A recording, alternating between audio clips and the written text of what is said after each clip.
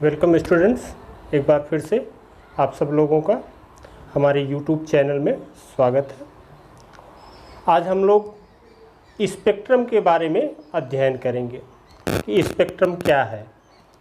तो स्पेक्ट्रम को हिंदी में कहा जाता है वर्णक्रम। क्या कहते हैं? वर्णक्रम। वर्ण का मतलब रंग, यानी रंगों का क्रम। ठीक है। तो स्पेक्ट्रम की शुरुआत कैसे हुई उसके विषय में जान लेते हैं कि 17वीं शताब्दी में वैज्ञानिक न्यूटन को आप लोग जानते ही हैं, एक महान वैज्ञानिक थे। तो वैज्ञानिक न्यूटन ने एक प्रयोग किया जिसने विज्ञान की दिशा को ही बदल दिया। अब प्रयोग क्या किया था उन्होंने कि एक बार उन्होंने क्या किया कि अपने जो प्रयोगशाला थी उस प्रयोगशाला के जितने भी खिड़की दरवाजे थे उन सबको उन्होंने बंद कर दिया, लेकिन फिर भी कमरे में अंधेरा नहीं हुआ। तो अंधेरा नहीं हुआ इसका कारण था कि खिड़की के किसी एक कोने से सूर्य के प्रकाश की किरण आ रही थी। उन्होंने मुस्कुराते हुए शीशे का एक प्रिज्म उठाया और जो प्रकाश किरण सूर्य की आ रही थी उसी के सामने उन्होंने उस प्रिज्म को रख दिया। और इसके बाद उन्होंने पाया कि सामने जहाँ पर प्रकाश पड़ रहा था वहाँ पे एक सफ़ेद रंग की सीट रखी हुई थी। उस सीट पर इंद्रधनुष यानी 7 रंगों की पट्टी बन गई। यहीं से स्पेक्ट्रम की शुरुआत हुई। ठीक है। और उन्होंने बताया कि जब सूर्य के प्रकाश को किसी प्रिज्म में से गुजारते हैं तो वह 7 रंग की पट्टियों में विभक्त हो जाता है। यही 7 रंगों का जो क्रम होता है वही क्या कहलाता है? स्पेक्ट्रम कहलाता है। ठीक है। अब उन्होंने ये तो बता दिया स्पेक्ट्रम के गुण के बारे में, लेकिन स्पेक्ट्रम की उत्पत्ति की व्याख्या भारतीय वैज्ञानिक सीवी रमन ने किया। भारतीय वैज्ञानिक सीवी रमन ने स्पेक्ट्रम की उत्पत्ति की व्याख्या किया। तो उन्होंने बताया कि जब किसी पदार्थ को ऊर्जा दी जाती है तो उस पदार्थ का जो परमाणु होता है उस परमाणु में एक नाभिक होता है और नाभिक के बाहर कुछ वृत्तीय कक्षाएं होती हैं जिनमें इलेक्ट्रॉन गति करते रहते हैं। ठीक है। तो इलेक्ट्रॉन क्या करता है? उस ऊर्जा को ग्रहण करता है और ग्रहण करके वो मूव कर जाता है अपने ऊपर वाली कक्षा में। ठीक है। जब ऊर्जा देना बंद कर देते हैं तो इलेक्ट्रॉन फिर अपनी उच्च ऊर्जा वाली कक्षा से निचली वाली ऊर्जा की कक्षा में आ जाता है। ठीक है। और जब वह उच्च ऊर्जा वाली कक्षा यानी अपनी उत्तेजित अवस्था से अपनी मूल अवस्था में वापस आता है तो वह विद्युत चुंबकीय विकिरण का उत्सर्जन करता है। और प्रत्येक तत्व का जो विद्युत चुंबकीय विकिरण या विद्युत चुंबकीय स्पेक्ट्रम होता है वह अलग अलग होता है। जैसे हमारे हाथों की रेखाएं होती हैं, फिंगरप्रिंट जिनको कहा जाता है, तो पृथ्वी पर उपस्थित प्रत्येक व्यक्ति का फिंगरप्रिंट जो होता है वो अलग अलग होता है। ठीक वैसे ही हर तत्व से प्राप्त विद्युत चुंबकीय स्पेक्ट्रम ये अलग अलग होता है और उसी स्पेक्ट्रम के आधार पर हम ये ज्ञात करते हैं कि यह किस तत्व से प्राप्त स्पेक्ट्रम है। ठीक है। तो जैसे विद्युत चुंबकीय जो स्पेक्ट्रम होता है या विद्युत चुंबकीय विकिरण जो होता है उसमें कई तरंगदैर्घ्य की तरंगे होती हैं, और ये तरंगे जो होती हैं एक निश्चित क्रम में होती हैं। स्पेक्ट्रम के अध्ययन के लिए जिस यंत्र का प्रयोग किया जाता है उस यंत्र को स्पेक्ट्रोस्कोप कहते हैं। क्या कहते हैं? स्पेक्ट्रोस्कोप कहा जाता है। ठीक है।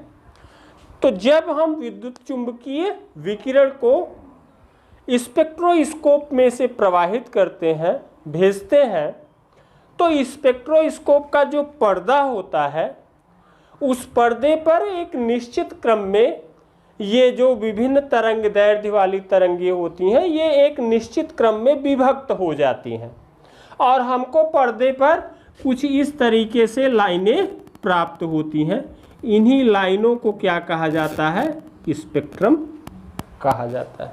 ठीक है। तो विद्युत चुंबकीय विकिरण या विद्युत चुंबकीय स्पेक्ट्रम में कौन कौन सी किरणें होती हैं, चलिए उनको देखते हैं। चलिए विद्युत चुंबकीय स्पेक्ट्रम, इलेक्ट्रोमैग्नेटिक स्पेक्ट्रम को देखते हैं। अभी हमने आपको क्या बताया कि जब किसी परमाणु या अणु को ऊर्जा देते हैं तो वह उत्तेजित अवस्था में चला जाता है, यानी जो उसका इलेक्ट्रॉन होता है वह इलेक्ट्रॉन अपनी निम्न ऊर्जा वाली कक्षा से उच्च ऊर्जा वाली कक्षा में चला जाता है। जब ऊर्जा देना बंद कर देते हैं तब वह इलेक्ट्रॉन ऊर्जा को उत्सर्जित करता है, बाहर निकालता है और पुनः अपनी कक्षा में वापस आ जाता है। ठीक है।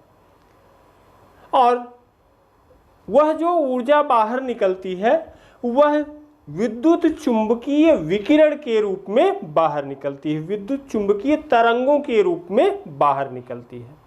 अब अगर उस ऊर्जा को, उस विद्युत चुंबकीय तरंगों को हम स्पेक्ट्रोस्कोप में से गुजारते हैं तो भिन्न भिन्न तरंग दैर्ध्य वाली जो तरंगे होती हैं, किरणें होती हैं, वो अलग अलग बट जाती हैं और उनकी अलग अलग पट्टियां जो होती हैं वो स्पेक्ट्रोस्कोप के पर्दे पर प्राप्त होती हैं, कुछ इस तरीके से।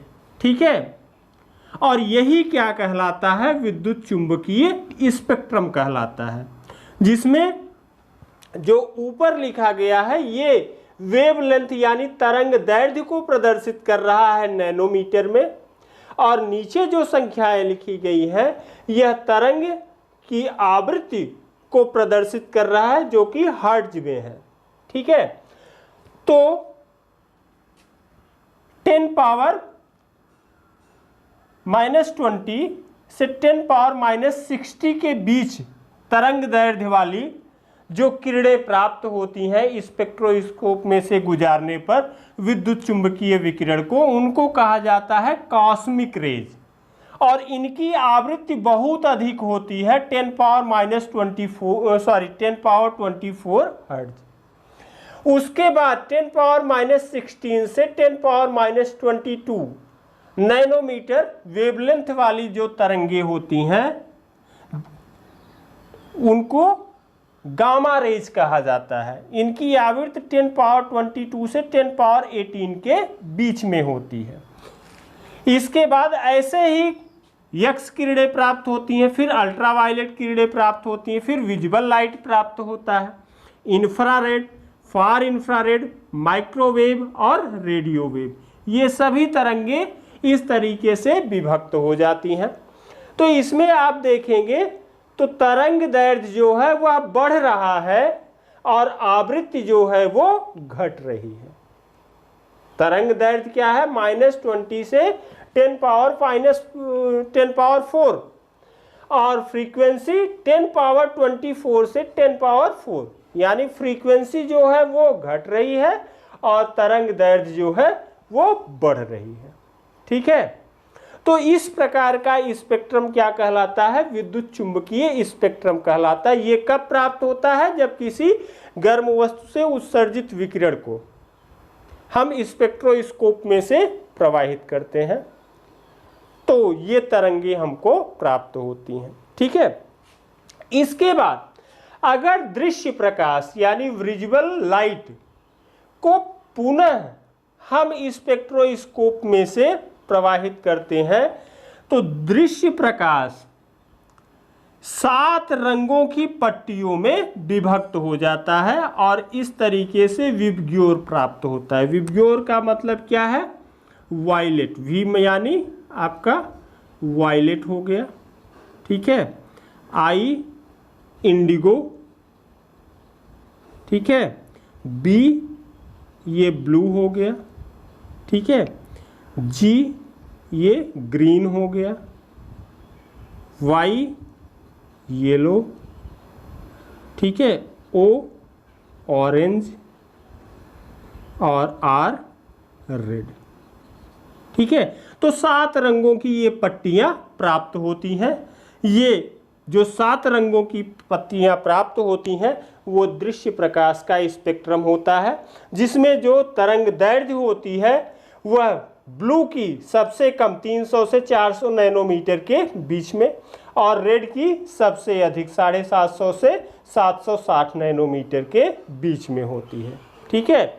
तो रेड लाइट की जो फ्रीक्वेंसी वेवलेंथ होती है वो सबसे अधिक होती है, ब्लू की वेवलेंथ सबसे कम होती है, ठीक है।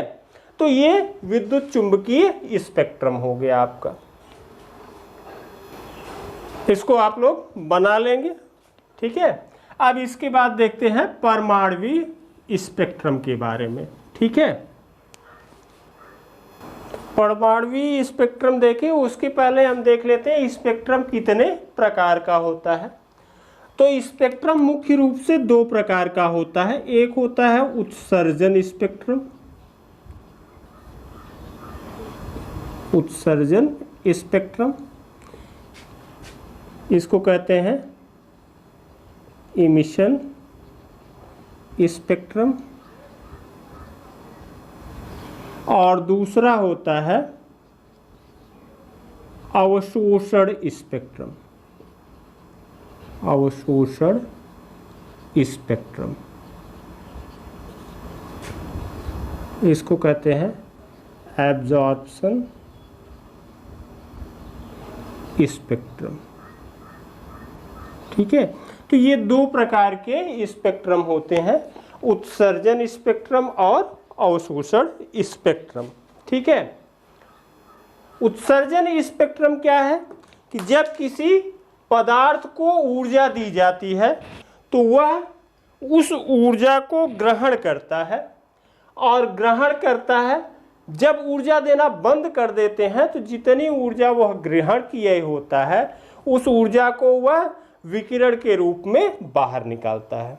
अब उसी ऊर्जा को अगर हम किसी स्पेक्ट्रोस्कोप में से गुजारें तो हमको विभिन्न आवृत्ति या तरंग दैर्घ्य वाली आवृत्तियों तरंगों की पट्टियां प्राप्त होती हैं स्पेक्ट्रोस्कोप के पर्दे पर। उसी को क्या कहा जाता है? उत्सर्जन स्पेक्ट्रम कहा जाता है।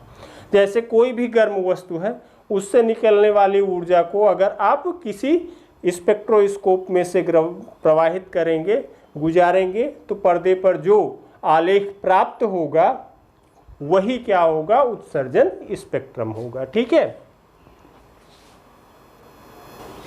चलिए उत्सर्जन और अवशोषण स्पेक्ट्रम को हम अलग अलग डिटेल में देखते हैं। तो पहले हम देखते हैं उत्सर्जन स्पेक्ट्रम को, ठीक है।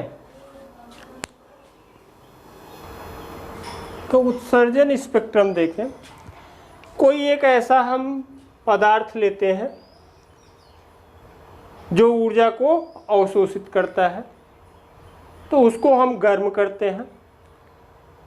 गर्म करते हैं तो वो ऊर्जा को ग्रहण करता है। उसके बाद फिर जब वो गर्म हो जाता है तो हम उसको बाहर से ऊर्जा देना बंद कर देते हैं। इसके बाद वह जितनी ऊर्जा को अवशोषित किए हुए होता है वो पदार्थ उस ऊर्जा का उत्सर्जन करता है, उस ऊर्जा को बाहर निकालता है। अब वही ऊर्जा जो विद्युत चुंबकीय विकिरण के रूप में उत्सर्जित होती है उसको हम प्रिज्म में से गुजार देते हैं स्पेक्ट्रोस्कोप की सहायता से। तो जब प्रिज्म में से ये ऊर्जा गुजरती है तो विभिन्न तरंग दैर्ध्य वाली किरणें जो इस चुंबकीय विकिरण में उपस्थित होती हैं वो इस तरीके से विभक्त हो जाती हैं और बढ़ते हुए तरंग दैर्ध्य के रूप में इस स्पेक्ट्रोस्कोपिक पर्दे के ऊपर हमको इस तरीके से कुछ लाइनें प्राप्त होती हैं जो किस क्रम में होते हैं, बढ़ते हुए तरंग दैर्ध्य के क्रम में। तो यही लाइनें जो हमें प्राप्त होती हैं वही क्या कहलाता है, आपका उत्सर्जन स्पेक्ट्रम कहलाता है। ठीक है, उत्सर्जन स्पेक्ट्रम अगर हम प्रकार देखें तो उत्सर्जन स्पेक्ट्रम 3 प्रकार का होता है। एक होता है सतत स्पेक्ट्रम। उत्सर्जन स्पेक्ट्रम कितने प्रकार का है, 3 प्रकार का। सतत स्पेक्ट्रम, दूसरा है रेखीय स्पेक्ट्रम,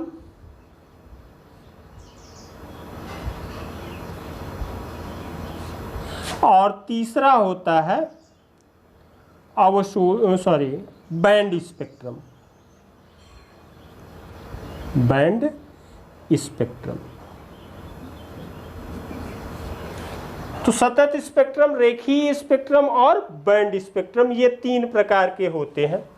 सतत स्पेक्ट्रम आपका कॉन्टिन्यूअस स्पेक्ट्रम होता है।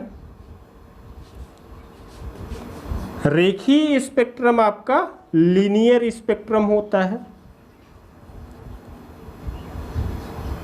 और बैंड स्पेक्ट्रम ये तीसरा होता है।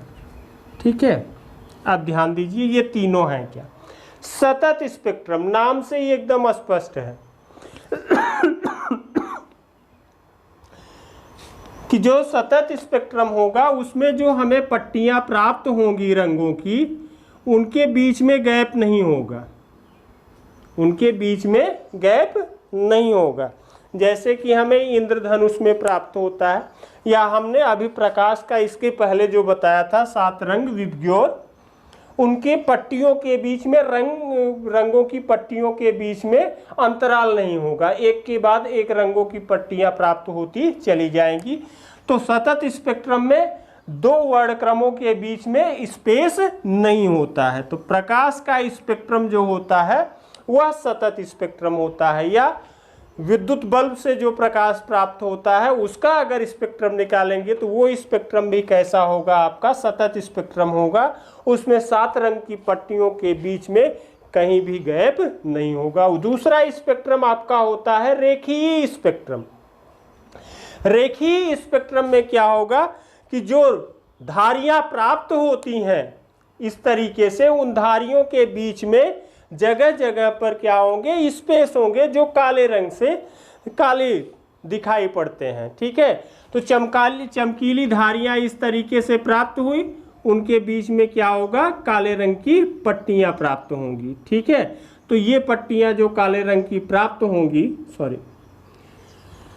उन पट्टियों के कारण ये क्या होता है, सतत नहीं रह जाता है। ठीक है, और बैंड स्पेक्ट्रम में क्या होता है कि अतिव्याप्त रेखाओं की पट्टियां प्राप्त होती हैं। ठीक है, सतत स्पेक्ट्रम प्रकाश के द्वारा, रेखीय स्पेक्ट्रम परमाणुओं के द्वारा, और बैंड स्पेक्ट्रम अणुओं के द्वारा प्रदर्शित किया जाता है। ठीक है, प्रकाश का स्पेक्ट्रम कैसा होता है, सतत स्पेक्ट्रम होता है। विभिन्न पदार्थों के परमाणुओं का स्पेक्ट्रम कैसा होता है, रेखीय स्पेक्ट्रम होता है। और अणुओं का स्पेक्ट्रम कैसा होता है, बैंड स्पेक्ट्रम होता है। ठीक है, सतत स्पेक्ट्रम में रंगों की पट्टिकाओं के बीच में स्थान नहीं होता है, लगातार रंगों की पट्टिकाएं प्राप्त होती हैं। रेखीय स्पेक्ट्रम में जो धारियां, चमकीली धारियां प्राप्त होती हैं, उनके बीच में काली रंग की पट्टियां उपस्थित होती हैं, यानी ये सतत नहीं होता है। और बैंड स्पेक्ट्रम में क्या होता है, अतिव्याप्त रेखाओं की पट्टिकाएं प्राप्त होती हैं। ठीक है, तो ये 3 प्रकार के उत्सर्जन स्पेक्ट्रम हो गए। इसके बाद अवशोषण स्पेक्ट्रम देखते हैं।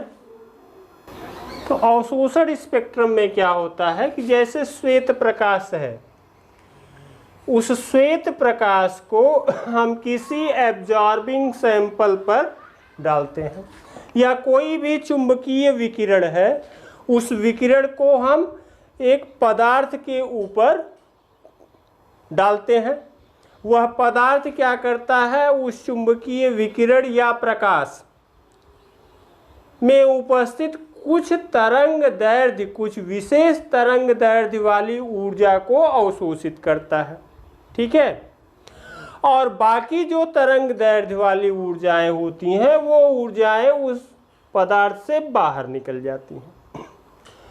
अब जब वो ऊर्जा, पदार्थ से निकलने वाली ऊर्जा को हम प्रिज्म में से गुजारते हैं तो हमको एक, जैसे उत्सर्जन स्पेक्ट्रम में धारियों की लाइनें प्राप्त होती हैं बढ़ती हुई तरंग दैर्ध्य के क्रम में, ठीक वैसे ही कुछ लाइनें हमको प्राप्त होती हैं। ठीक है, अब उन्हीं लाइनों में बीच बीच में काले रंग की पट्टिकाएं आपको मिलेंगी। वो काले रंग की पट्टिकाएं उस अवशोषित स्पेक्ट्रम को प्रदर्शित करती हैं जो एब्जॉर्बिंग सैंपल के द्वारा अवशोषित कर लिया गया है, यानी उनका स्पेक्ट्रम इस पर प्राप्त नहीं हो पाएगा।